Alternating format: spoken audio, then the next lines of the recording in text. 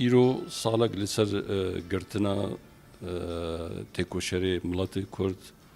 و سرکرده پارتی اما هوال عبدالرحمن آپورا درباست به براستی دوی روژا رش و نخوش دا جاره کی دی وی گرتنه وی آزادیاوی گوهاتیا جستاندن شرمزار دکن بتندی شرمزار دکن و داخواز دکن گو زودترین وقت ببردان او همو حوالین گو ایرو بدست دسلاتا دی فاکتو یا وکالت پیدا و اداره وینا گو بدست وحاتنا گرتن مخابن او میجیا دکتاتور همو بعینی میجیا واجویا بزوره بتندو توجیه دکارن وینا ملت کرد جیبستینن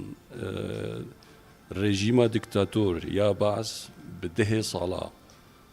عینی متد لدجی ملت کرد پیکانین بس نکاریبون نوینایی جیبستینن نجی کاریبون ویج خستنی وی روا دور بخن لوما امجاره کی دی دبیجن لازم زودترین وقت افته کوشری میهجا ببردان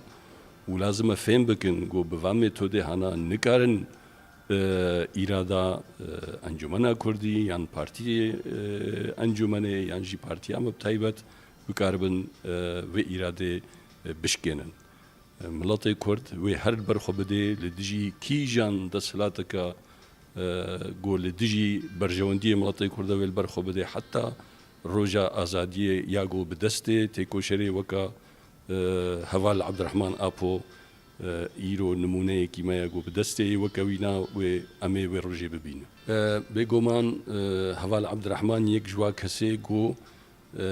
بگلکی بمیرانی و راستگو لدجی کرنه پیدا لدجی ملت کرد راد وسطا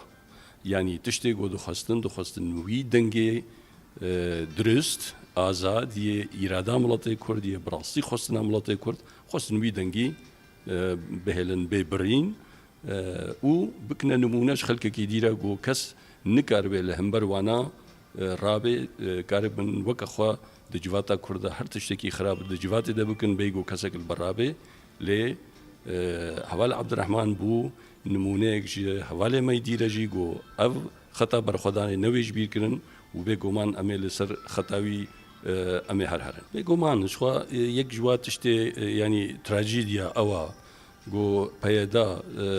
عفرین را دست کر لنکاری بو عبدالرحمن و حبسه بده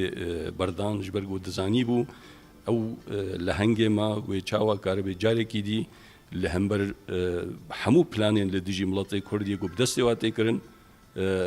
اشکره بکه ایرو عفرین بریندارا نب تنج بر رادس کرنا